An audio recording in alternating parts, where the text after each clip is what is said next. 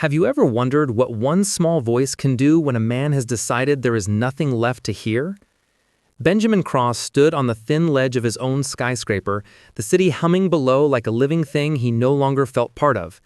He smelled coffee and hot asphalt, and the faint ghost of his wife's perfume that seemed to follow him wherever he walked. 6 months had turned his mansion into a shrine to absence. Her coat still hung by the door, her mug stained and waiting in the sink, the photograph on the piano a constant new ache. He had everything the world claims will fix a broken life, and none of it worked. The morning wind tugged his shirt, as if trying to remind him how falling felt. The skyline glittered, indifferent. Benjamin thought of the last argument with Renee, her voice small and sharp. "You don't listen to hearts anymore, Ben. Only numbers." Those words had haunted him for months, louder than the applause he used to earn. He closed his eyes and imagined the quiet he was about to choose. Then a voice reached up from the street. "Mister, don't jump!" At first he almost laughed, the absurdity of a stranger shouting at a billionaire. But the voice was small and steady, not mocking. He looked down and found a little black girl standing on the sidewalk, backpack slung too heavy for her narrow shoulders, hair in 2 tight puffs. Her hoodie was worn, but her eyes were clear and strange with a calm he hadn't felt since childhood. She cupped her hands around her mouth and shouted, not theatrically, but as if saying something simple and true. "God sees you." Those 3 words hit him harder than any investor's cold assessment. He staggered back from the ledge, knees weak. For a man who had taught himself to measure life in spreadsheets, the sentence was an uncalculated variable. No one had said anything like that to him since Renee died. Not his board, not his friends, not the faces in his counselor's office. He crawled away from the edge and sank into the gravel, hands pressed to his face. The city noise seemed to fade. For a long minute he simply listened to the strange pulse inside his chest, the sound of a heart deciding whether it wanted to keep beating. He tried to tell himself he'd imagined it, that shock and lack of sleep had opened a door in his mind. But the trembling in his hands told him otherwise. Building security found him minutes later. They helped him to his feet with gentle, practical words. One janitor, cheeks still wet from his own private worry, said he'd seen a small girl at the corner before the morning rush. Benjamin asked for a description. The janitor shrugged. Pink hoodie, 2 puffs. Said something and walked away. Reporters gathered when word leaked. Phones flashed. Ben let them take pictures of the man who almost fell, and for the first time in months he didn't snap at their intrusion. He watched the small girl disappear into the crowd and felt a tug of hope that had nothing to do with his bank account. Later, the security team replayed street cameras. There was no girl in the footage. No pink hoodie. No small shape. The frame showed an empty sidewalk, a woman with a coffee hurrying on, an old dog crossing the street. Benjamin stood over the monitor and felt an old private fear clench his chest, the kind that does not obey logic. He knew he had not made those words up. He left the building that day with something burning that he hadn't expected. He posted flyers, put volunteers on the streets, and even visited a nearby school to ask if any child remembered seeing a girl in a pink hoodie. Kids laughed at the idea. Teachers shifted their eyes. No one had the face of the girl. No one had a memory he could hold. Night fell, and Benjamin sat in his kitchen, the city lights like a spilled bowl of glass, and thought about his grandmother's hush words, the ones he'd snubbed as a boy. "God sees you, Ben," she'd said, smoothing his hair after a scraped knee. He had substituted formulas for that comfort. Now he found himself repeating the phrase aloud and feeling it land differently in his chest. He also felt something else, the first real itch to change. For weeks he'd been a man who could buy silence. He'd purchased rooms where no one asked hard questions, counselors who matched his calendar, and friends who applauded his returns. All of that sat like unused currency now. The girl's 3 words traveled through him like a small, persistent profit.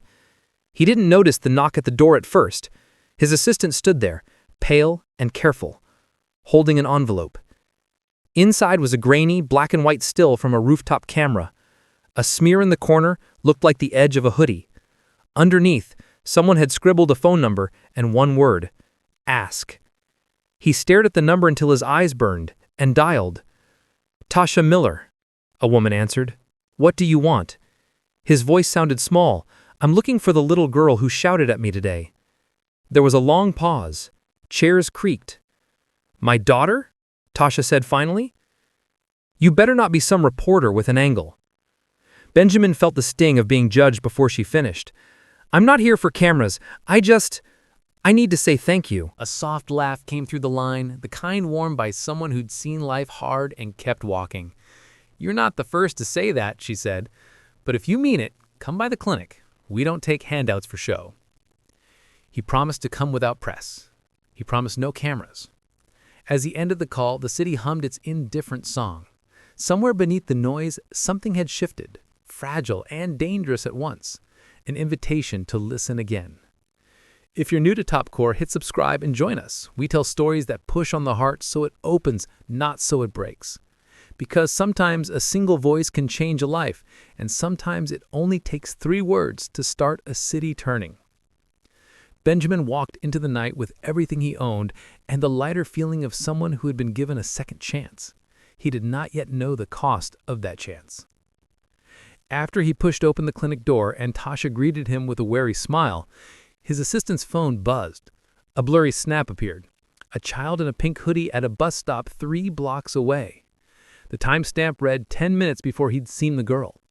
The note attached said simply, "She's not who you think she is." Benjamin's breath caught. He looked up toward the street where the city kept moving, toward the life he thought he'd ended. The image on the screen had a quiet, dangerous promise.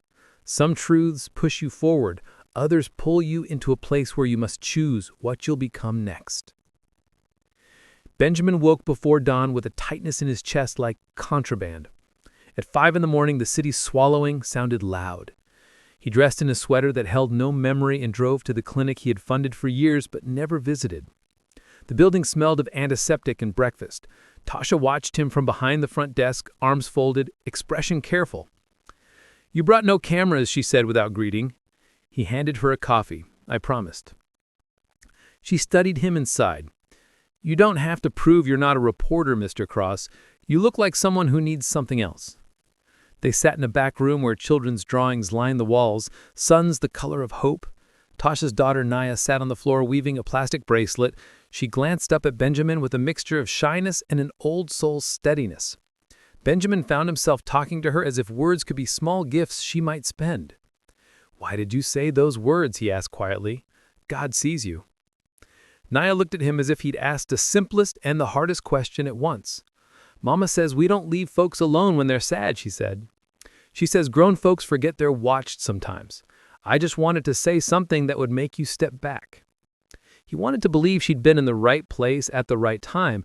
The part of him trained to want proof asked for times, buses, witnesses. Naya blinked. She said she missed her bus. She was waiting. She looked up. "I don't know why.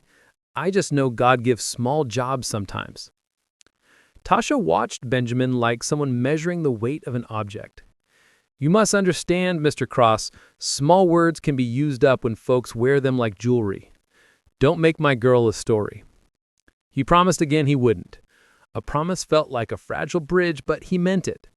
Still, the urge to do something practical, to quantify, to fix, did not leave him. That afternoon, he walked Naya's route and found a bus stop 3 blocks away, a bench scarred with cigarette burns and gum. A neighbor remembered a small hoodie running past, but the memory was thin like a face in rain. Night after night, he dreamed of Renee. They were at a fairground he'd built for a charity long ago. She laughed like the world was new. He woke with the echo of her laugh and the strange certainty that what happened on the roof had pulled a loose thread in his life, one that tugged carefully might lead to more than answers. Days turned into a map of public and private acts. He met volunteers quietly, not to claim credit, but to learn. He spent a morning unloading boxes, an afternoon listening at a prayer group while people told stories of being seen. Each story cut through places money had never touched. He sat in a folding chair at a soup kitchen and watched how people shared bread and kept their eyes on each other like delicate promises. Meanwhile, the story of Naya and the man she saved spread online in ways he had not planned. Some people called her a miracle. Others accused him of staging a redemption arc. Racist trolls surfaced. Some pushed conspiracy angles. Tasha's phone filled with hate and interview requests. She closed her accounts and taught Naya to ignore the noise. Benjamin began redirecting resources differently. He repaired the school wall, bought new bus passes, and funded counseling programs. He made sure Tasha's clinic had supplies. None of it erased the sting of being called a manipulator, but it helped people where it mattered. Slowly he discovered that giving away pieces of his empire took something heavier from him than money did. It eroded the need to be seen as flawless. One evening, as he left the clinic, a man in a plain coat stopped him. The man's face was familiar, a boardroom smile, the kind that counted danger like profit. "Mr. Cross," he said, too formal to be warm. "We need a word." Benjamin followed him to a waiting car. Door shut, the man spoke without preamble. "Your new projects? What's the motive? PR, charity, or penance?" Benjamin felt his spine harden. "None of it is PR. I'm trying to keep..." The man's laugh had hard edges. Be careful. People who get sincere in public make bad partners. Bad partners ruin empires. He left a card with a law firm that specialized in quiet solutions. That night, Benjamin paced hardwood floors and thought of Renee's last sentence, and the way a small stranger had stopped him. His assistant had set up a meeting about creating a foundation in the girl's name, Nia Grace Initiative. He felt the old PR apparatus tug at him. Now was the moment to turn grief into goodwill. He shut off his phone and drove to a neighborhood he had only ever owned from a distance. He walked past a church with peeling paint and a barber shop where men argued football even when it wasn't season. In a park under a street lamp, kids played. A small shadow slipped across his path. Nia stood there, hoodie up, one hand in her pocket. Benjamin felt relief and guilt meet him like old friends. "You're here," he said. She nodded. "Mama wanted me home, but I saw you and wanted to make sure you stayed." He forgot manners and money and crouched to her level. "Do you ever wonder why you see things others don't?" Nia chewed her lip. "Sometimes I think God gives me jobs. Maybe this one was to keep you here." He siren wailed. A car rolled past with a window down and someone singing along. Benjamin pictured the man he used to be, the one who answered emails at 3 a.m. and expected applause. He opened his eyes and saw the girl steady in her smallness. He promised her then he would not make her a headline. He would do the work quietly, repair bus routes, fund counseling, hire people from the neighborhood.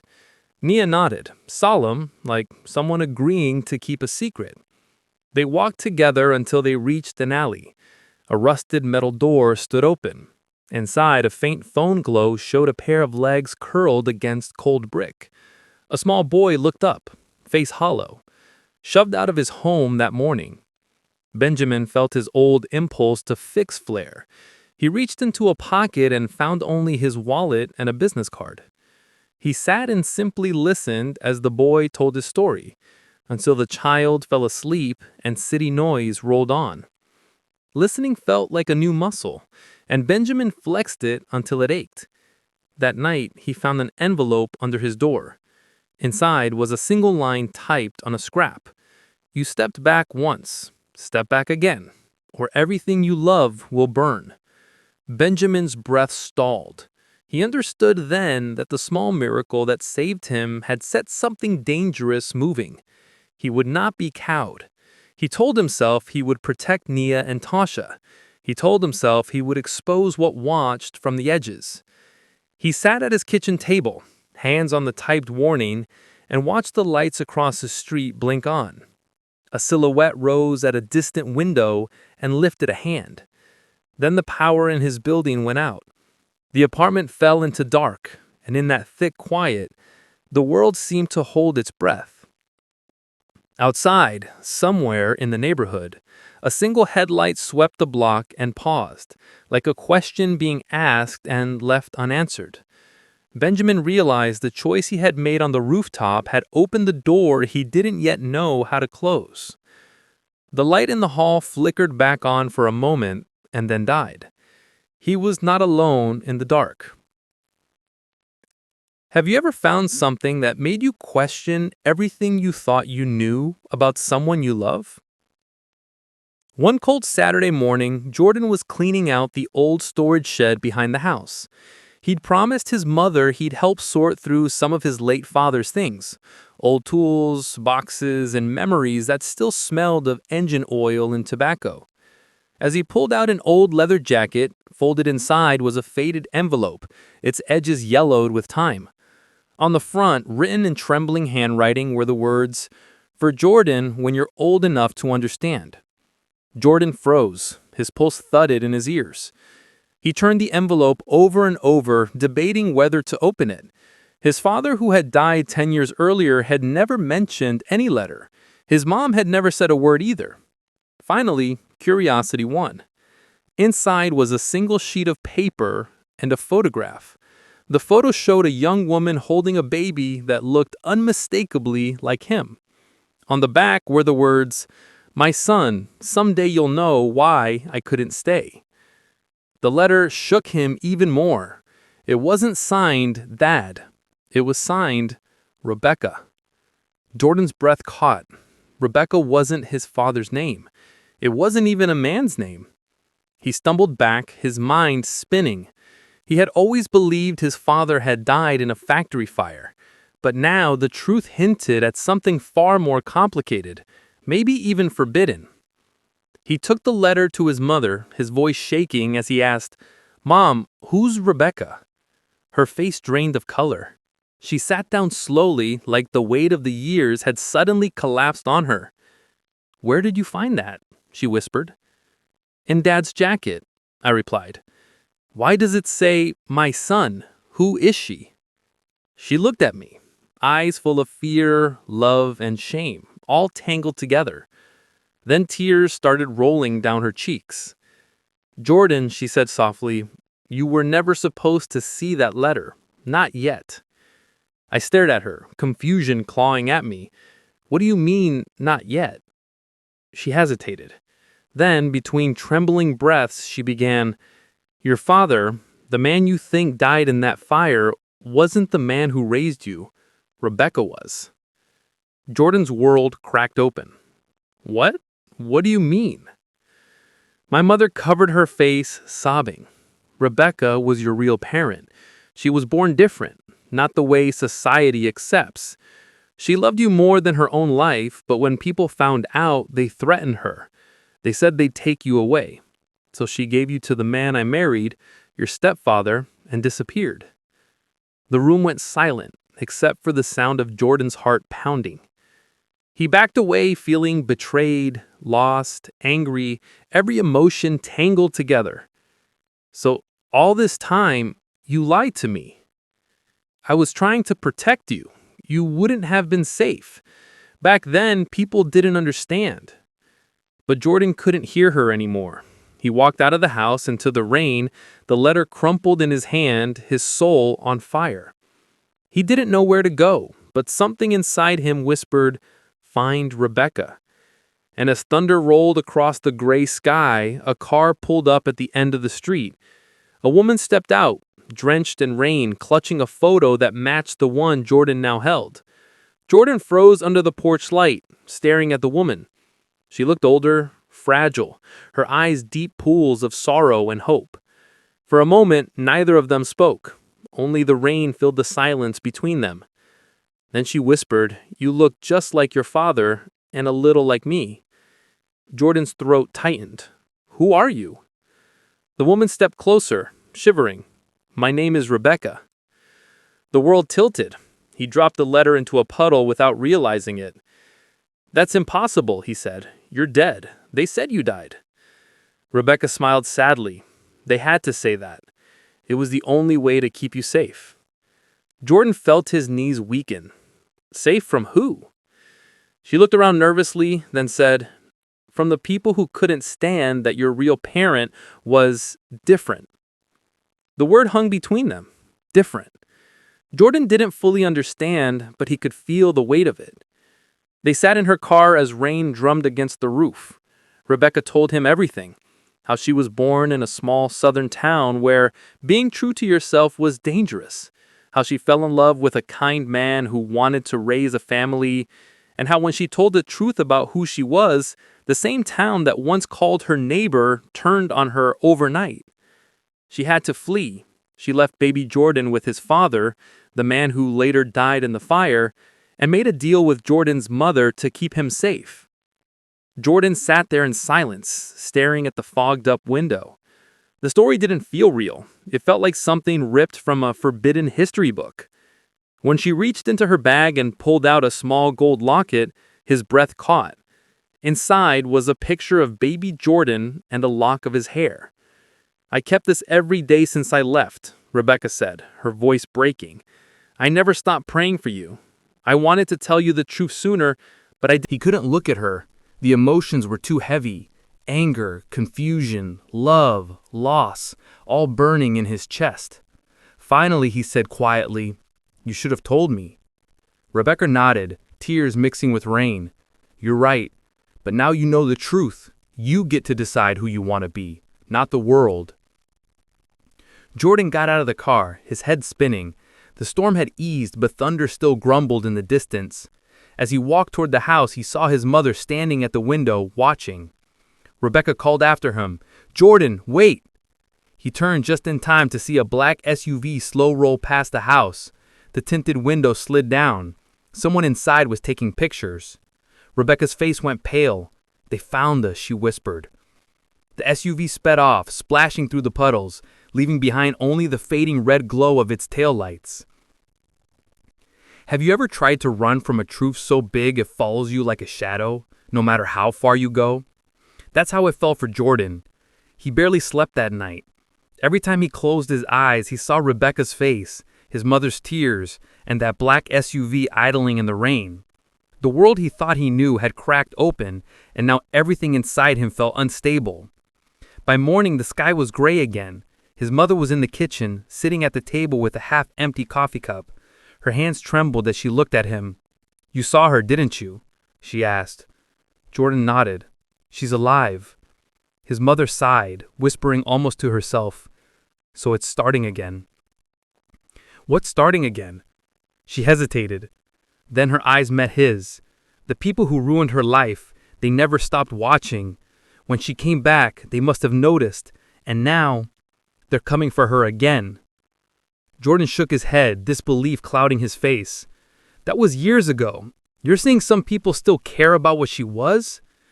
"You don't understand, Jordan," her mother said softly. "They never forgive people like her. In some towns, hate doesn't die, it just waits." He slammed his hand on the table. "You both kept me in the dark all my life, and now I'm supposed to just accept this like it's normal? You lied to me, Mon. Both of you." Her voice cracked. "We lied to protect you." He stared at her, the bitterness deepening. "No, you lied to control me." Without another word, he grabbed his jacket and stormed out. The wind outside carried the smell of rain and gasoline. He walked aimlessly for miles down cracked sidewalks and quiet streets, trying to breathe through the noise in his head. Then his phone buzzed. Unknown number. He hesitated before answering. A calm male voice said, "You don't know me, Jordan, but I know who you're looking for." "Who is this?" "Someone who wants to help you understand what really happened to your father and Rebecca." Jordan's chest tightened. "Where are you calling from?" "Meet me tonight. Old train yard on Lincoln Avenue, midnight." The call cut. He stood frozen for a long moment, staring at the phone like it had just delivered a ghost. That evening, Jordan told no one where he was going. The train yard was empty and echoing, full of rust and silence. He walked between the old rail cars until he heard footsteps behind him. The man who stepped out was tall, wearing a greatcoat and hat that shadowed his face. "You're Jordan?" "Yeah." The man nodded. "Your father didn't die in that fire." Jordan's pulse stopped for a second. "What are you talking about? He was burned alive in the factory explosion." "That's what they told you, but your father was the one who helped Rebecca disappear. He made people believe he died so she could live." Jordan took a step back. "You're lying." The man reached into his coat and handed him a folded document, a faded police report, marked confidential. Jordan unfolded it with trembling hands. It listed his father as missing, not deceased. Date, April 22nd, 2006. Cause, presumed dead, body not recovered. The man said quietly, "Someone covered it up. You deserve to know why." Jordan's voice barely came out.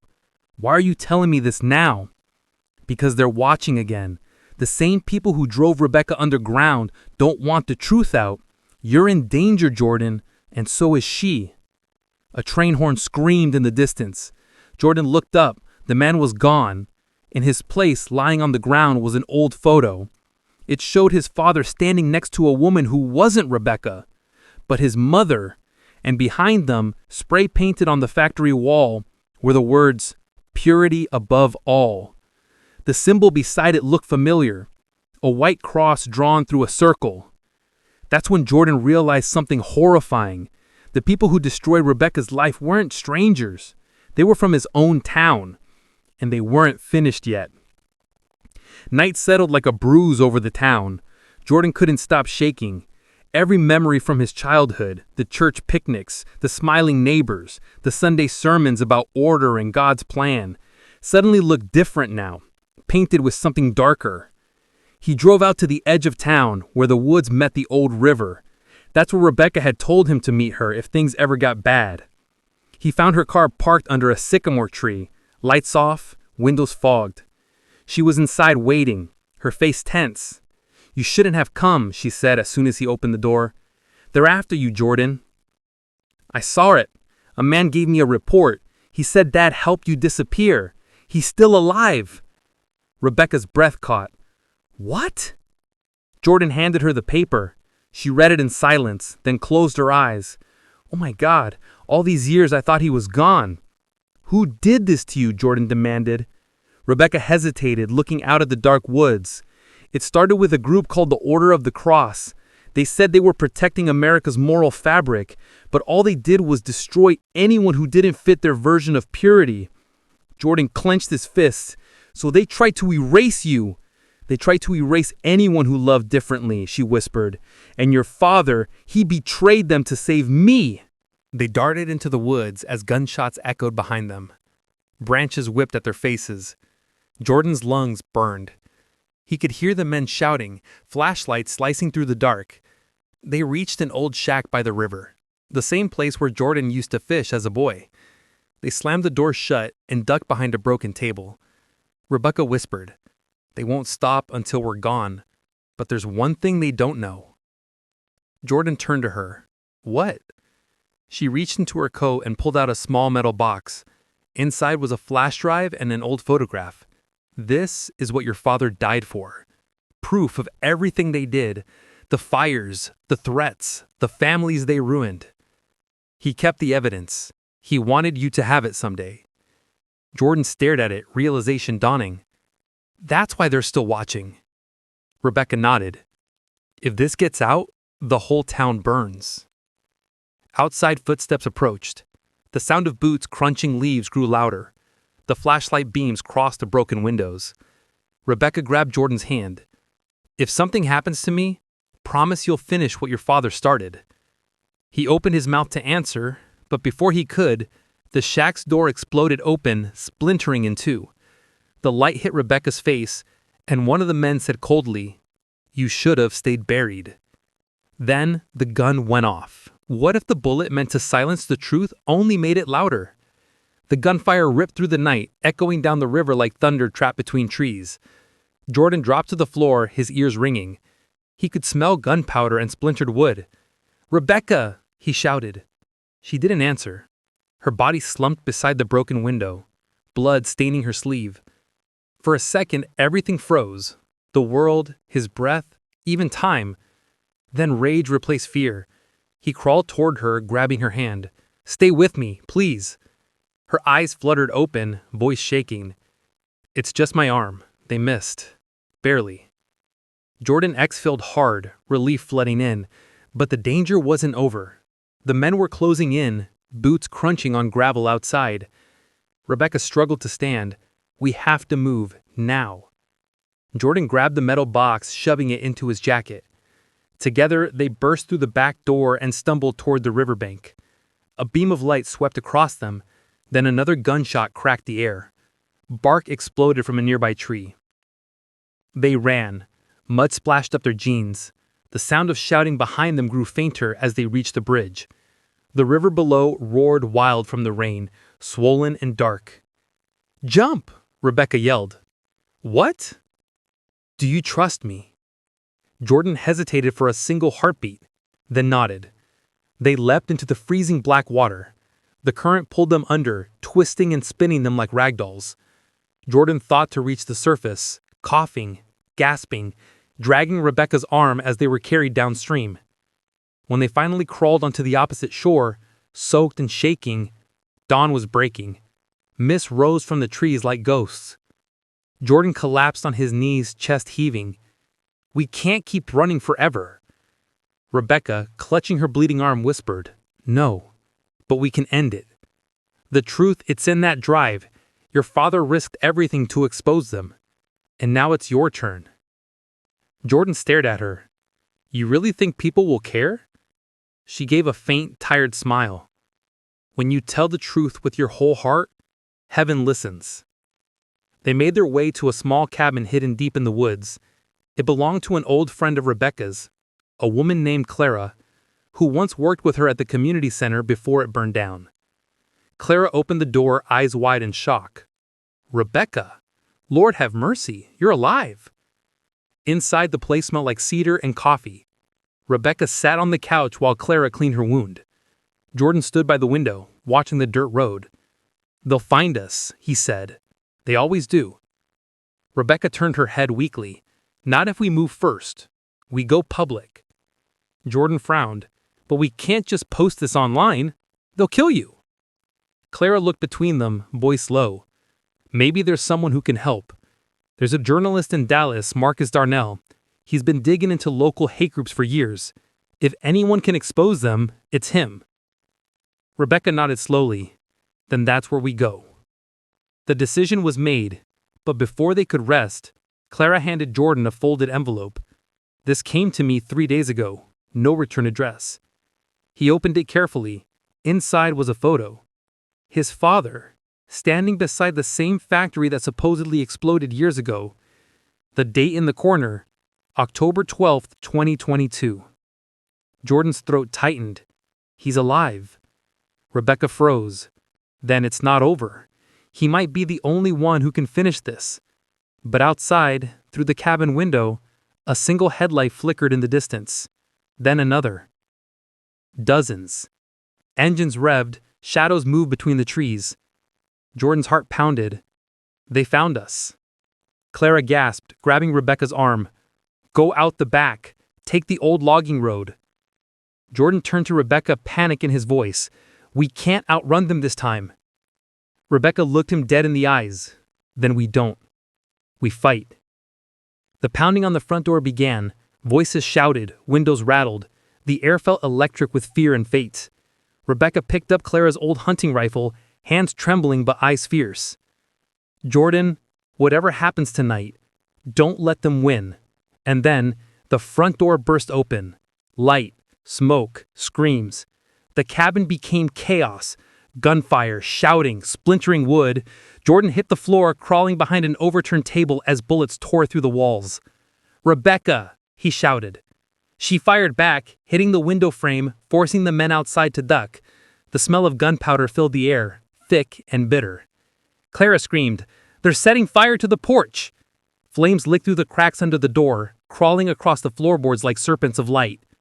"Out the back!" Rebecca yelled. They kicked open the rear door and ran into the trees. The fire behind them roared higher, eating the cabin alive. Smoke filled the night. As they ran, Jordan clutched the metal box tight to his chest. He could hear the men still chasing them, shouting his name, cursing Rebecca.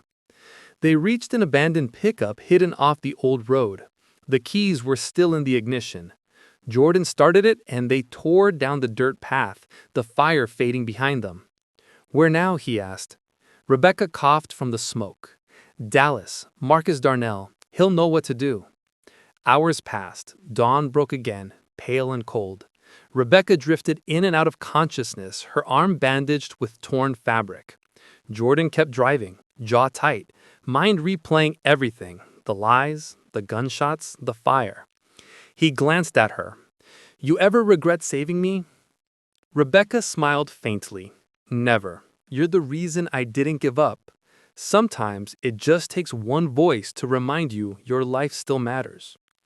He looked back at the road, eyes stinging. They reached the outskirts of Dallas by noon and parked behind the diner. Jordan called the journalist's number from Clara's note. A deep voice answered, "Marcus Darnell speaking." Jordan explained everything, the order of the cross, the threats, the flash drive. There was a long silence on the line before Marcus said, "Meet me in an hour, 8th Street Bridge. Don't tell anyone else." They arrived early. The bridge was empty except for a few pigeons and the hum of traffic below. Rebecca leaned against the railing, her face pale but steady. Heaven doesn't always stop the bullet, but sometimes it sends someone to catch the pieces. Jordan looked at her, the weight of everything finally breaking through. "I don't even know who I am anymore." "You're your father's son," she said softly, "and he gave his life for the truth." A black sedan pulled up. A man in a dark coat stepped out. Marcus. He looked cautious, scanning the area before approaching. "You must be Jordan, and you're Rebecca." She nodded. "We have something you need to see." Jordan handed him the flash drive. Marcus plugged it into a laptop, and his face hardened as he scrolled. "My God, this is real. Photos, financial records, even video.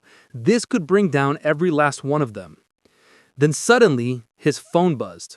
He frowned. "What the—" Before he could finish, a sniper shot shattered the air. Marcus dropped. Rebecca screamed. Jordan grabbed her, ducking behind the bridge pillar as another bullet hit the railing. He saw the glint of a scope from a rooftop nearby. They ran. Tires screeched. The black sedan spun out behind them. Rebecca stumbled, clutching her arm. Jordan pulled her into an alley, heart hammering. "Marcus is dead," she whispered. "They'll kill us too." Jordan looked at the flash drive, cracked, but still intact. "Then we make sure they can't stop it this time." He spotted a library across the street. Old, public Wi-Fi, open early. "Come on." Inside, the librarian barely looked up as they hurried to a computer. Jordan plugged in the drive, praying that still worked. Files loaded slowly. Photos, letters, documents connecting local officials and businessmen to the hate group. Rebecca's fingers trembled as she hit upload to a dozen online outlets. Progress bar, 14%, 27%, 52%. Then, the power cut. Darkness. Silence. Outside, engines idled. Footsteps echoed. Rebecca looked at him, whispering, "Even if we die tonight, promise me you won't stop." Jordan's jaw clenched. "I won't." He pulled out his phone, using his hotspot. The upload resumed. 67%, 88%, 100%.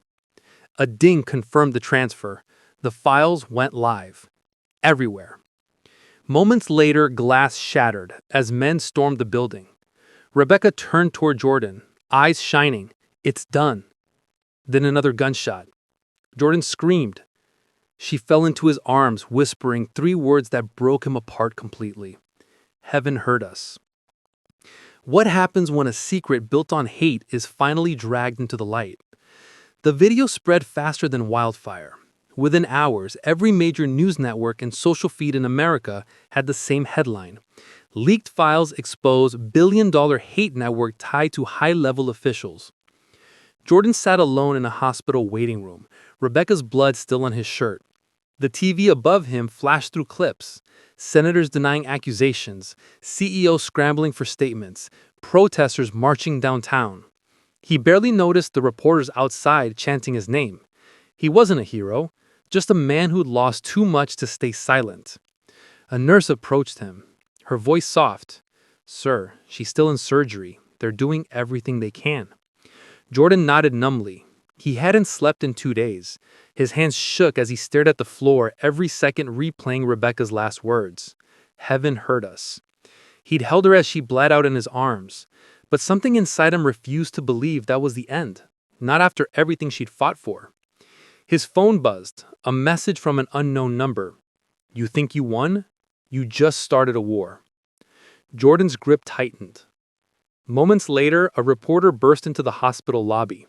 "Jordan Cross, can you confirm the authenticity of the files? Are you working with the FBI?" Security blocked them off, but the chaos was growing. Cameras, flashing lights, people calling him the whistleblower. He turned and walked out the back door into the cold morning air.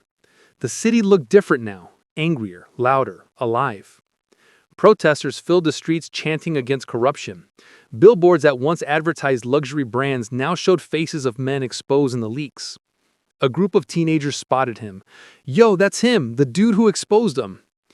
He waved faintly and kept walking. He didn't want fame. He wanted peace, something he hadn't felt since that day on the ledge.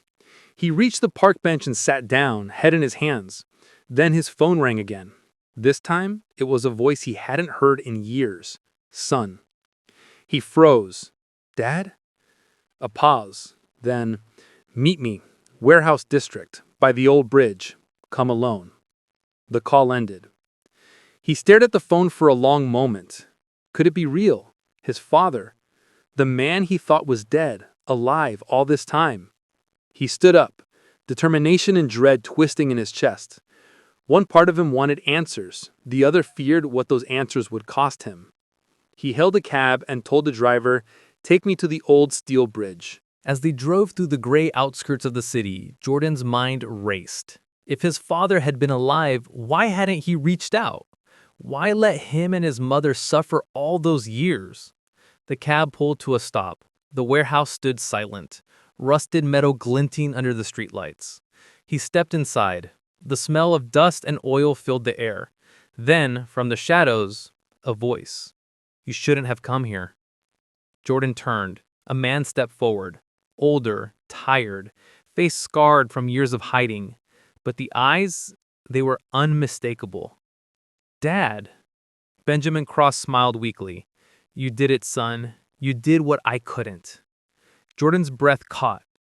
"Why do you fake your death?" Benjamin sighed.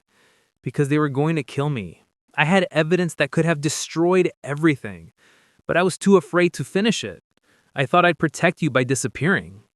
Jordan's eyes burned. "You left me to think you were gone. Mom, she drank herself to sleep for months." Benjamin lowered his head. "And I live with that every day. But you brought the truth to light." Before Jordan could respond, the warehouse door creaked open. A dozen men in dark coats stepped in, guns drawn. Benjamin whispered, "They followed you." Jordan's stomach dropped. "What do we do?" His father looked him in the eye. "We finish what we started." The leader of the group stepped forward, a tall, sharp-faced man Jordan recognized from the news. Senator Warren Pierce.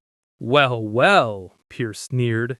"The ghosts of the Cross family, back to haunt us." Benjamin squared his shoulders. "You built an empire on hate. It ends tonight." Pierce smiled coldly. "No, Benjamin. It ends with you." He raised his pistol. A gunshot echoed. Benjamin staggered, clutching his chest. Jordan screamed, "No!" Pierce aimed again, but this time Jordan moved faster. He grabbed the gun his father dropped and fired back. The shot hit Pierce's shoulder, knocking him down. Chaos erupted. Shouting, bullets, smoke. Jordan dragged his father behind a stack of crates, heart pounding. Benjamin gasped, "Don't let them take the drive." "I won't, Dad, I promise." Sirens wailed in the distance. The men scattered. Pierce crawled toward the exit, bleeding but alive. When the cops finally arrived, Jordan was kneeling beside his father, lifeless. For the second time in his life, he lost him. But this time, he didn't feel hopeless. He felt purpose, because the truth was out, and there was no taking it back. The next morning, the entire nation stopped. Screens across America showed the same image. Senator Warren Pierce being escorted in handcuffs, face bruised, head down. The leaked files had torn through the country like a storm. Federal agents raided corporate offices, politicians resigned on live TV, and protesters flooded Washington demanding justice. For the first time in years, people talked about unity, not as a slogan, but as survival. And in a quiet hospital room, Rebecca opened her eyes. Her first words were barely a whisper. "Is it over?" Jordan smiled weakly. sitting beside her. "Yeah, you did it, Rebecca. The world knows." She blinked back tears. "We did it." He nodded, but his voice cracked. "My dad's gone." Rebecca reached for his hand. "So's mine. But maybe they're both at peace now." He squeezed her hand gently. "He saved me one last time." The door opened. A nurse stepped in with a small envelope. This was left at the front desk. No name. Jordan took it, opened it slowly. Inside was a photograph. The mural on Grace Tower. The one with the little black girl looking up. On the back, in faint handwriting, "God sees you." Jordan's breath caught. Rebecca stared at it, recognizing the handwriting instantly. It was his father's. Rebecca whispered, "He must have sent it before the warehouse." Jordan felt something shift inside him. Not pain this time, but peace. Outside, people gathered near the hospital, holding candles. A crowd chanting for change. Hope, love over hate. Rebecca watched from the window, tears streaming down her face. And for the first time since that rooftop morning, Benjamin Cross's son smiled. Not because the fight was over, but because he finally knew what his life was for. But as the chants echoed through the night, somewhere far away in a dark, smoke-filled room, a phone rang. A voice answered. "Is it done?" A pause. "No, sir," the man said. "He's still alive, and he still has people listening." The voice on the other end chuckled. "Then we start again." The line went dead. And the war for truth was far from over. What if the words you never said could have saved someone's life? That question haunted everyone who ever crossed paths with Benjamin Cole. The billionaire everyone saw smiling on magazine covers was now being whispered about in newsrooms and boardrooms. His luxury empire was cracking, but behind the headlines was a man already broken long before the money faded. 2 days had passed since his public breakdown on that bridge. Reporters swarmed his mansion gates, while social media ran wild with speculation. But no one knew about the handwritten letter on his oak desk. A letter addressed to himself. In that letter, Benjamin confessed every lie he ever lived. How he built an empire not from passion, but from pain.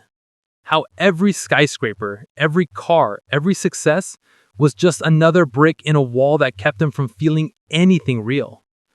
The letter wasn't for the world to see. It was a goodbye to the boy he used to be. Meanwhile, in the city's South Side neighborhood, little Amara Jenkins was folding a crumpled piece of paper inside her school backpack. It was the note she wrote for him. The man who stood on that bridge, ready to jump. Her mama told her that man had more money than their whole street combined.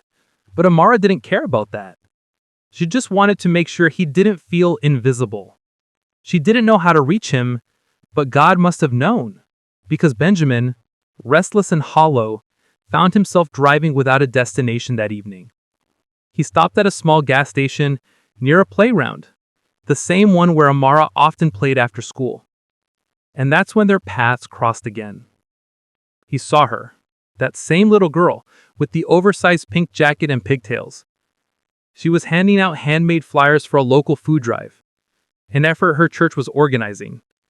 Benjamin rolled down his tinted window, unsure if he should approach. But when Amara looked up and smiled, her eyes lit up like she'd been expecting him all along. "Hi, mister," she said softly. "You didn't jump." Those words froze him. He couldn't speak. His throat tightened, his vision blurred.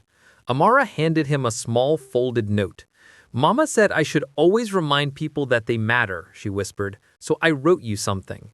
Benjamin drove away before he could even open it, afraid of what the words might awaken inside him. That night, alone in his mansion, he finally unfolded the note. It read, "If God's still breathing through you, he's not done with you." Benjamin dropped the note, staring at it like it was on fire. He couldn't remember the last time he cried, but he did that night. Not the quiet tears of a man trying to hold himself together, but the broken sobs of a boy who had lost his way. And outside, as the storm rolled over the city, a black sedan idled near his gates.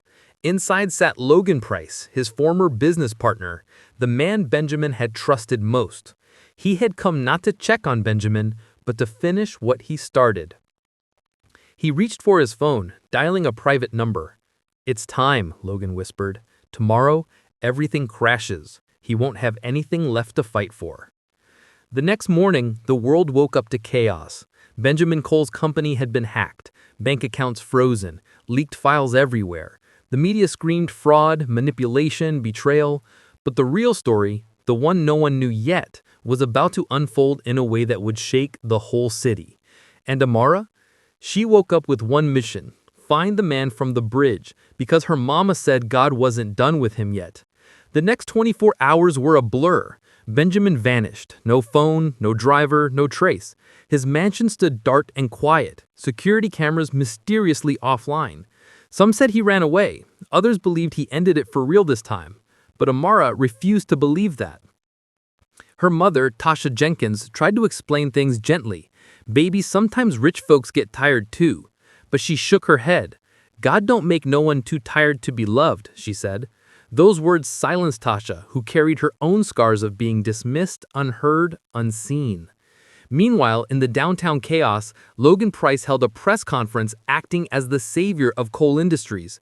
He painted Benjamin as unstable, irresponsible, a liability to the empire they'd built. Cameras flashed, investors cheered. But what they didn't see was the guilt twitching in Logan's jawline, the cost of a friendship turned a weapon. While the world hunted Benjamin, a grainy security camera in a church basement caught a glimpse of him.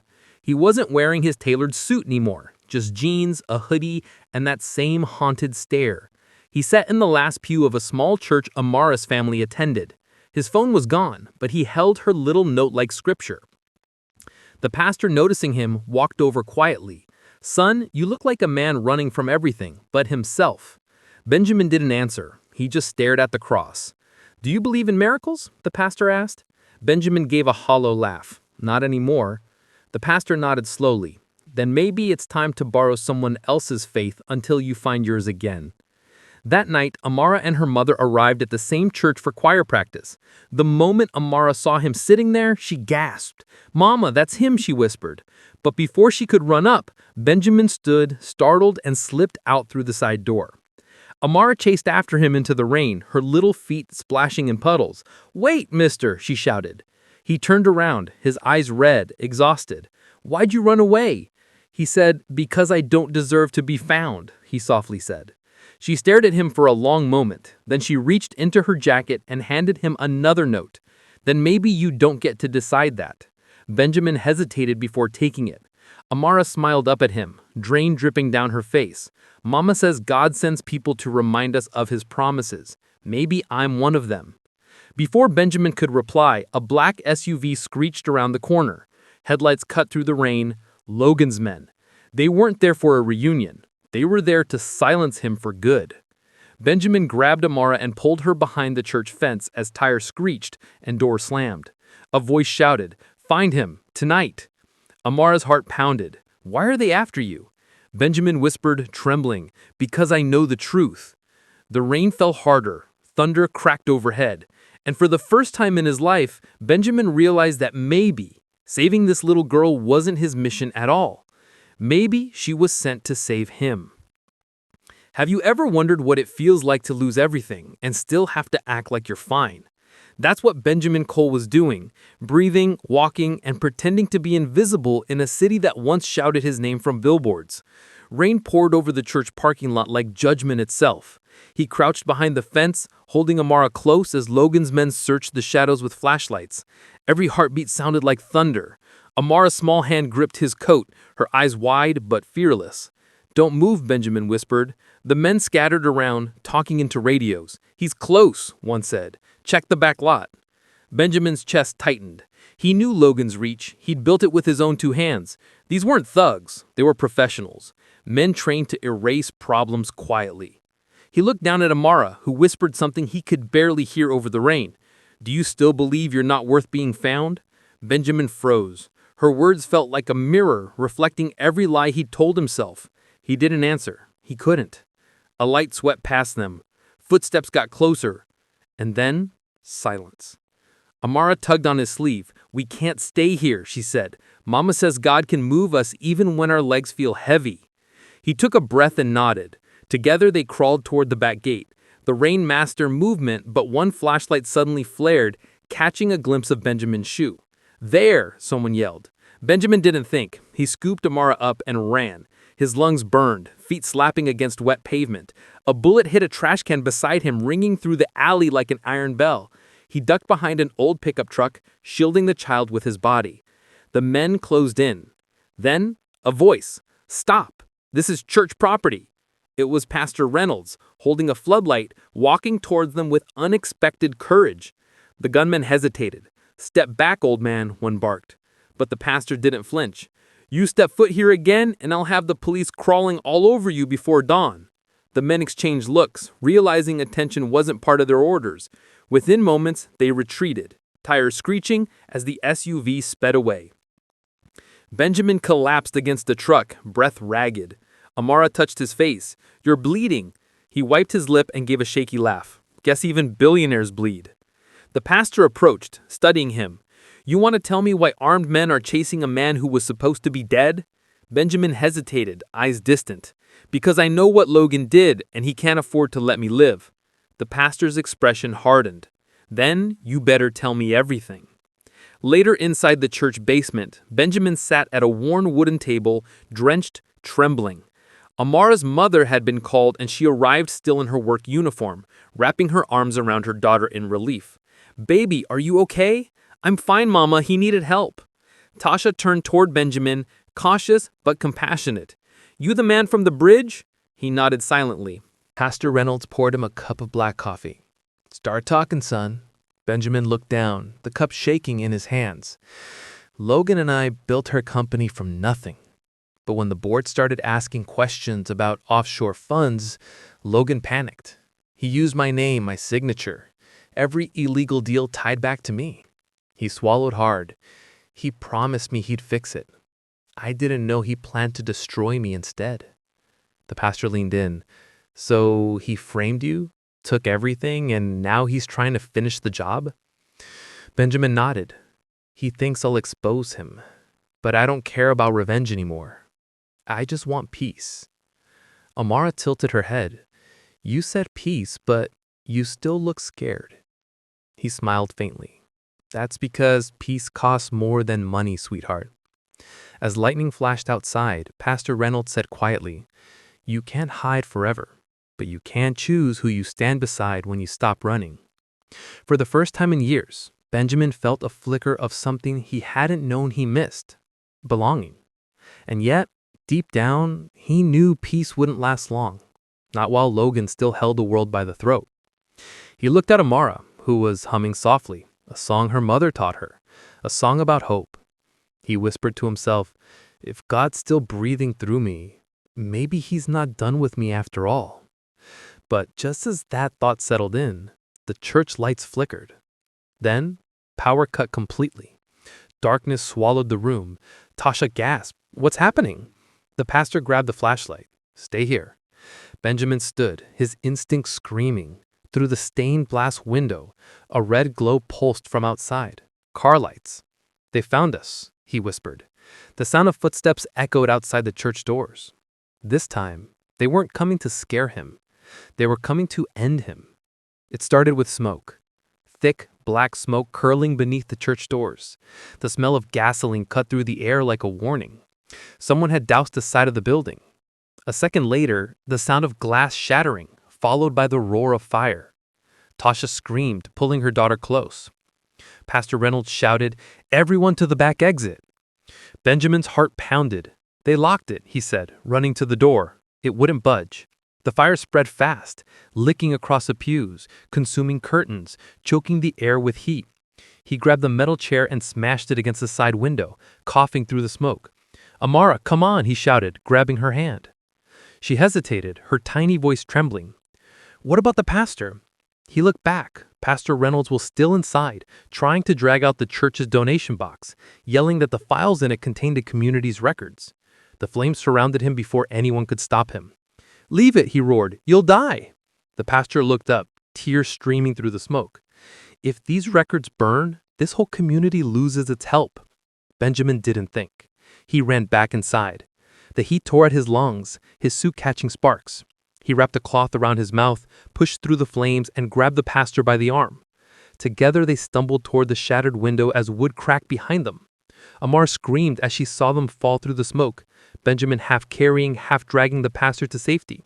The fire department sirens wailed in the distance. Tasha rushed forward, pulling her daughter close as Benjamin collapsed to his knees, coughing violently. "Why'd you go back?" the pastor wheezed. Benjamin looked up, eyes glassy. "Because that's what she would have done." He glanced toward Amara, who was crying quietly, clutching her mother. The child walked up and whispered, "You didn't have to be a hero, mister." Benjamin smiled weakly. "Maybe I wasn't trying to be." But while the fire raged behind them, in the shadows across the street, Logan Price was watching from his car. He lit a cigarette, smirking. "You can run into as many fires as you want, Ben. The next one, you won't come out." He made a quick call. "Stage the report. I want the world to think he died in that fire." As flames consumed the church, news alerts started pinging across town. Benjamin Cole confirmed dead in tragic church blaze. By morning, the whole nation believed the story. But the truth, the one no one could see, was that Benjamin was alive, hiding under a different roof, with a little girl who refused to believe in endings. Have you ever watched your own death on TV? Benjamin Cole had. He sat on a dusty couch in the basement of an abandoned motel on the outskirts of Charlotte, watching the morning news replay his dead like a bad dream. Reporters stood in front of the burnt-out church, their voices flat, rehearsed. Authorities confirmed the remains belonged to billionaire philanthropist Benjamin Cole. He muted the sound. The screen still flickered with his photograph, smiling, successful, frozen in time. The man on the screen looked whole. The one in the room was barely breathing. The fire had left burn marks on his forearm and a deep cough that wouldn't quit. Pastor Reynolds lay asleep nearby, bandaged, his chest rising and falling slowly. Tasha and Amara had found a safe house with help from a family friend who owed the pastor a favor. The place smelled of mildew and motor oil, but it was safety. And right now, that was more than Benjamin deserved. He couldn't stop thinking about the headlines, about how easily the world had buried him alive. For a man who once owned the skyline, he now owned nothing but regret. Amara entered the basement, holding a cracked tablet she had found upstairs. "They're saying you died," she whispered. Benjamin nodded. "That's the idea." She frowned. "You don't look dead." He smiled weakly. "Guess I didn't do it right." Amara crawled onto the couch beside him. "Mama says God hides people sometimes so he can fix them before he shows him again." Benjamin stared at her, startled by how easily she turned tragedy into faith. "And what if he doesn't want to show me again?" Amara tilted her head. "Then maybe you're supposed to show him instead." The words hit him like a soft punch to the heart. The kid had a way of peeling truth without trying. He turned the tablet toward himself. Scrolling through news feeds filled with comments, "Serves him right. Billionaire caught in corruption dies running from justice. Guess money couldn't buy forgiveness." He shut it off and set it aside. "They think I'm a monster." Pastor Reynolds stirred awake. "You can't blame the blind for not seeing, son, but you can choose whether you stay hidden or shine some light." Benjamin looked up. "If I come out, Logan will finish what he started." "Then don't come out empty-handed," the pastor said. "You said you had evidence, didn't you?" Benjamin nodded slowly. In his burned-out office, hidden inside the wall of his private suite, was an encrypted drive containing all of Logan's offshore deals and political bribes. The only problem, it was still there. Tasha walked in carrying a small duffel bag. "You're not thinking of going back, are you?" Benjamin met her eyes. "It's the only way to clear my name and protect everyone he's hurt." She shook her head. "You're risking your life for paper." He looked toward Amara. "Not for paper, for peace." For a long moment, no one spoke. The only sound was the hum of rain outside, soft but relentless. Finally, Pastor Reynolds said, "Then we'll help you, but we do it smart." Benjamin smiled faintly. "Smart I can handle. Alive, we'll see." That night, as thunder rolled across the sky, Benjamin studied an old blueprint of his company's tower on a torn piece of notebook paper. Every corner, every vent, every blind spot he'd once designed for privacy was now a path to redemption or death. When dawn broke, he packed a small black bag and looked at Amara one last time. She stood at the basement door, barefoot, holding her toy cross. "Bring it back," she said. He frowned. "Bring what back?" "Your heart." Benjamin forced a smile and stepped into the rain. Hours later, downtown Charlotte pulsed with the rhythm of commerce. Screens flashing, coffee cups clinking, people chasing deadlines. Nobody looked twice at the man in a gray hoodie walking past them with a limp. Benjamin slipped through a service alley toward the tower that once bore his name. Above him, his old company logo glimmered against the clouds. Logan Tech, the letters freshly changed after his death. The irony stung. He entered through a side loading dock, scanning his old keycard. To his surprise, it still beeped green. "Guess Logan didn't expect ghosts," he muttered. The elevator hummed upward. His reflection in the mirrored wall looked nothing like the billionaire from magazine covers, eyes sunken, beard uneven, but alive. When the doors opened to the 47th floor, he froze. His once sleek office was stripped bare, replaced by new desks and digital security systems. But the private suite, his sanctuary, still stood behind the frosted glass door marked Executive Archives. He slipped inside and knelt by the wall panel. Using a paperclip and memory, he popped the latch. Behind the drywall, a small steel safe glinted. The drive was still there. He grabbed it just as a voice cut through the silence. "Looking for this?" Benjamin turned. Logan Price stood at the doorway, dressed sharp, holding a gun, and wearing a grin that could freeze fire. "Welcome back from the dead, partner." Benjamin's pulse slammed in his ears. He slowly raised his hands, the flash drive clutched tight. "Didn't think I'd see you again," Logan said, circling him. "You had the whole world crying for you. Even I almost sent flowers." Benjamin's voice was calm but edged. "Guess you'll have to cancel the funeral." Logan smirked. "Oh, I wouldn't. You're still dying today. Just again." He pressed the gun barrel against Benjamin's chest. "You know what I hate most about you, Ben? You believed in people. You thought you could build a company on morality. This city doesn't run on truth. It runs on fear." He looked him dead in the eye. "Then maybe it's time someone changed the engine." Logan laughed. "You're quoting sermons now. Don't tell me the little preacher's daughter got to you." Benjamin's jaw tightened. "You leave her out of this." "Oh, I won't touch her," Logan said, pacing. "But accidents happen. Fire spread. Cameras miss things." Benjamin lunged forward, slamming Logan's arm against the desk. The gun clattered away. They struggled, fists crashing, glass shattering underfoot. Years of friendship turned into raw hatred in seconds. Logan grabbed the shard of glass, slicing Benjamin's arm. "You can't win, Ben. The whole system's mine." Benjamin struck back, knocking him into the wall. "Then it's time to break it." He dove for the gun, firing once. The bullet hit the monitor beside Logan, showering sparks. Alarms blared. Security sensors flashed red. Benjamin dashed toward the emergency stairs, clutching the drive. Behind him, Logan shouted, "You run, I burn everything you love." Benjamin turned. "You already tried." He sprinted down 40 flights, lungs screaming. Sirens wailed louder. By the time he burst into the street, the tower lights flashed emergency red. Police cars swarmed the block. He ducked into an alley, sliding behind trash bins as officers poured into the lobby. His arm bled freely, the flash drive slick in his palm. For a moment, he thought he was safe, until headlights flooded the alley. A black SUV screeched to a stop. 2 men stepped out. Logan's security. He ran. Shots cracked against the brick walls. He turned a corner, tripped over a loose grate, and tumbled into a drainage tunnel below the city. Cold water soaked him instantly. The tunnel was dark pitch, except for the faint glow of his phone. He coughed, pressing against the wall. His body trembled from exhaustion, but his mind was burning with one thought. I have what he fears. Up above, Logan stood watching from the street. "You can't hide forever, Ben," he muttered. He dialed a number. Find the girl. If he's alive, he'll come for her. Back in the safe house, Amara suddenly woke up from a nightmare, clutching her chest. Tasha rushed to her side. "What's wrong, baby?" Amara whispered toward the window. "He's in danger. The man who died but lived, he's not done yet." Tasha frowned. "How do you know that?" Amara looked toward the window, voice soft but sure.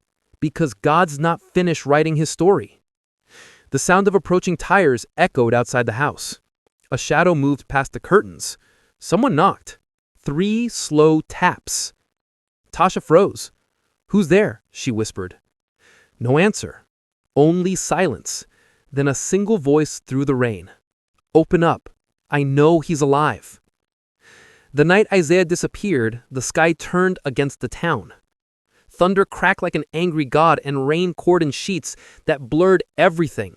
Nyla stood by the window, her heart pounding faster with every flash of lightning. He was gone. No note, no message, just his phone left buzzing endlessly on the kitchen table. Her mind ran wild. Was he at the bridge again? The same place where she found him that night? The night her tiny voice had stopped him from ending everything? She couldn't lose him now, not after everything. She grabbed her coat, ignoring her grandmother's trembling hands trying to stop her. "Baby, don't go out there. It's not safe." But Nyla shook her head, her voice trembling yet strong. "If I don't go, Grandma, I might never see him again." Out in the storm, the wind ripped through her hair. Every step was a battle. Her sneakers were soaked, her breath uneven, but she kept walking toward the bridge, the same one that nearly claimed Isaiah once before. And there he was, standing on the edge again, soaked to the bone, staring down at the raging river.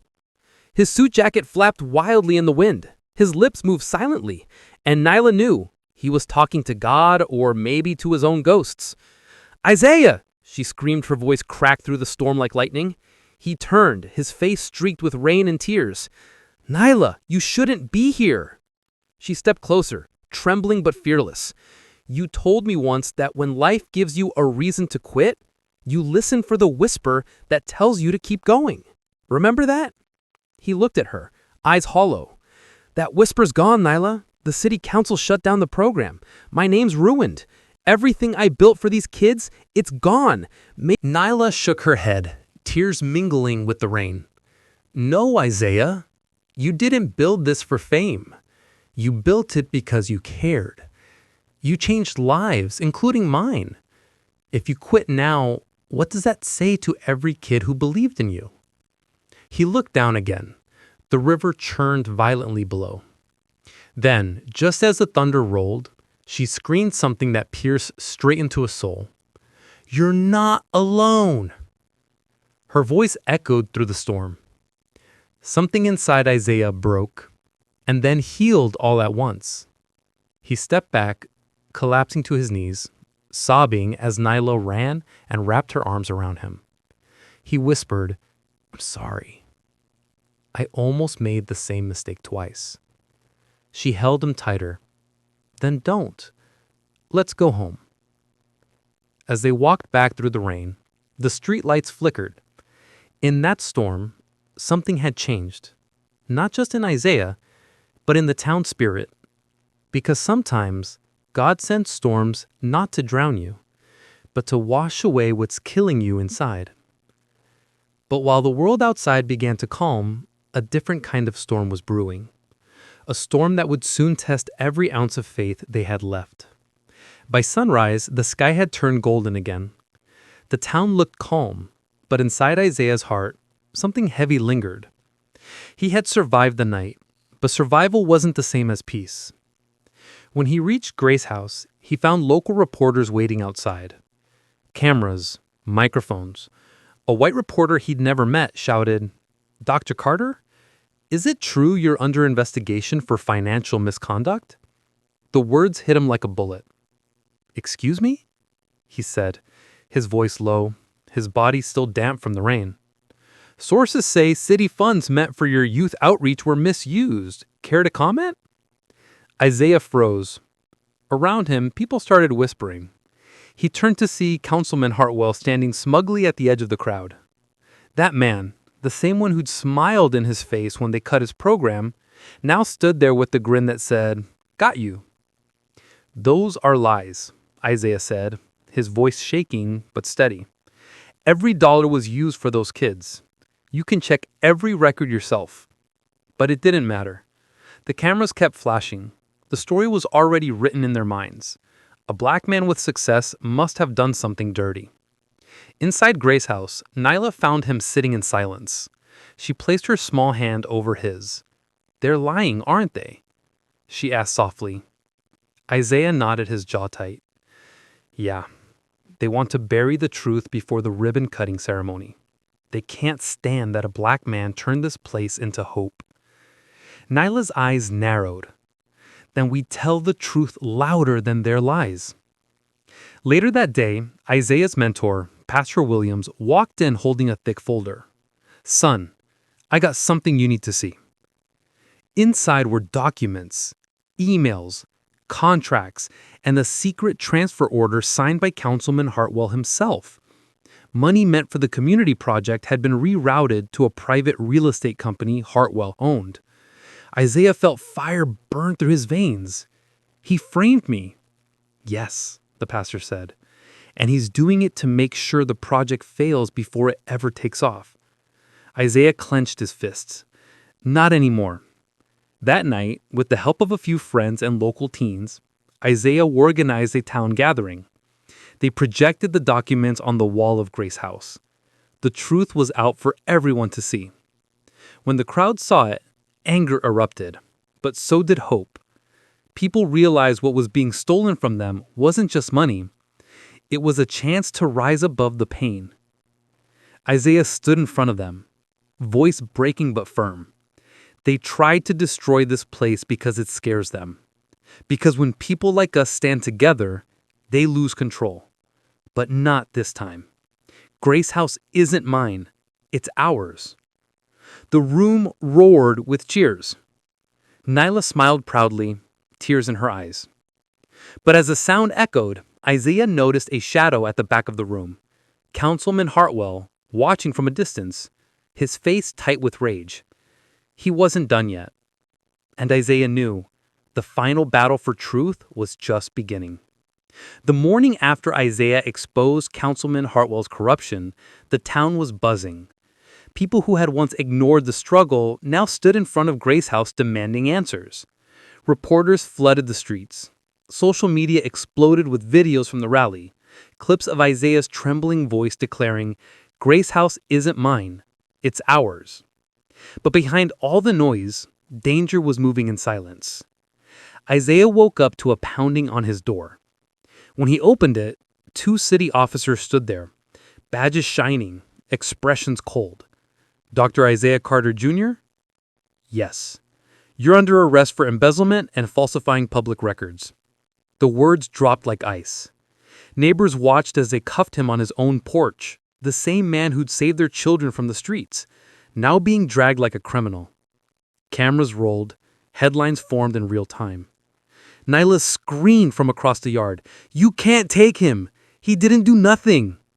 But the officers didn't look at her. They shoved Isaiah into the car, and the door slammed with finality. Inside the cell, the silence was suffocating. The fluorescent lights flickered above him, buzzing like broken wings. He leaned against the wall and whispered a prayer. "God, if this is where my story ends, let it mean something." Hours turned into days. News outlets painted him as the villain. Hartwell went on television saying, "It breaks my heart, but we can't overlook corruption, not even in our own community." It was all a lie, and Isaiah knew it.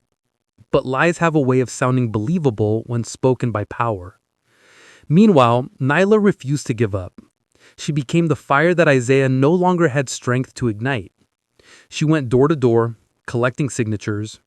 She gathered the youth Isaiah had mentored and On a cold Saturday morning, hundreds gathered in front of the courthouse. White, black, Hispanic, old, young, holding signs that read, "Justice for Dr. Carter.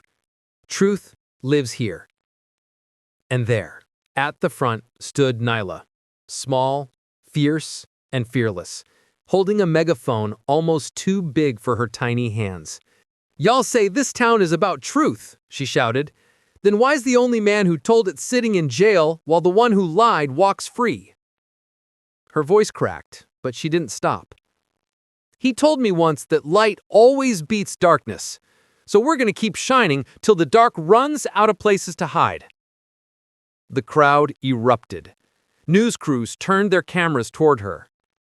The little girl whose voice had once stopped a man from jumping was now fighting to save his life. Inside the jail, Isaiah saw the footage on a small TV. He pressed his hand against the glass and whispered, "She's stronger than all of us." Then, just as hope flickered, something unexpected happened. Late that night, one of Hartwell's secretaries, a woman named Denise, showed up at Pastor Williams' door, trembling. "I can't live with this anymore," she said. "I have proof Hartwell framed him." She handed over a flash drive filled with voice recordings, emails, and financial documents. Enough evidence to bury Hartwell for good. By dawn, Pastor Williams and Isaiah's lawyer were in front of the judge. Within hours, the charges were dropped. Isaiah was free. When he stepped outside, the crowd went silent for a moment, then erupted into cheers. Nyla ran into his arms, crying, "I told you God wasn't done with you yet." He laughed through his tears. "You were right, little one. He wasn't." But as the cameras captured their embrace, Isaiah saw Hartwell's car speed away in the distance. He knew the man wasn't going down quietly. The war wasn't over. Not yet. That night, Grace House glowed with life again. But everyone felt it. A storm was still coming, and it would change everything. It was supposed to be a day of victory. The town had gathered for the reopening of Grace House. Balloons floated, children laughed, and the smell of barbecue filled the air. But underneath the joy, Isaiah felt uneasy. Something didn't sit right. Pastor Williams was speaking to the crowd. "We're here today to celebrate grace. Not just the name of this house, but the miracle that saved it." People cheered, clapping their hands. Isaiah smiled faintly, until he noticed a figure at the edge of the crowd. Hartwell. His suit crisp, his smile cold. He was holding a folder, and when he caught Isaiah's eyes, he mouthed something Isaiah could barely read. "This isn't over." Moments later, the crowd gasped as Hartwell stepped onto the stage, uninvited. "Dr. Carter," he began, voice oily smooth. "Before you continue spreading false accusations about me, perhaps you'd like to explain how you acquired private city emails and documents." The crowd murmured. Isaiah frowned. "You mean the evidence you used to frame me?" Hartwell smirked. "Oh, I see. So you admit to theft of government property?" The crowd tensed. The man was trying to twist it all again, to destroy Isaiah one last time. But before Isaiah could speak, Denise, the former secretary, stepped forward from the crowd. "No, sir. I gave him those documents because I helped you steal that money." Gasps erupted. Cameras clicked. Denise's voice broke as she pointed at Hartwell. "You told me it was just a business deal, but you ruined that man's life. You ruined this town." Hartwell's smile faltered. "You can't prove anything." Then another voice came from behind. Officer Daniels, the same man who'd arrested Isaiah. He held up his phone. "We can. You were recorded threatening her. We've got the file." Hartwell turned pale. The crowd surged forward, shouting. In seconds, the officers surrounded him. The man who once ruled with fear was finally led away in handcuffs. Isaiah stood still, staring at the scene. Then he looked at the children, at the people, at the building behind them. Grace House, shining bright in the afternoon sun. He stepped to the microphone, voice soft but clear. "You see this? Right here. This is what happens when people stop waiting for someone else to fix it. When we decide that we are the miracle. The crowd went silent, hanging on his every word. Grace House was never about me. It was about hope, about giving people who've been told they don't belong a place where they finally do. We were never poor in spirit, just unseen. But today, we're visible. Today, we rise. Applause thundered. People cried. And for the first time in a long time, Isaiah felt peace. Later that evening, as the sun dipped below the horizon, Isaiah sat on the steps with Nyla beside him. She leaned her head on his arm. "You think people will remember us?" He smiled. "Maybe not us, but they'll remember what we stood for." She grinned. "Good, 'cause I told Grandma we just saved the whole town." He laughed, a deep, heartfelt laugh, and looked out at the glowing lights of Grace House. "You sure did, little one. You sure did." And as the camera would fade on that moment, the two of them sitting side by side, the building shining behind them, one could almost hear the whisper that started it all: "You are not alone."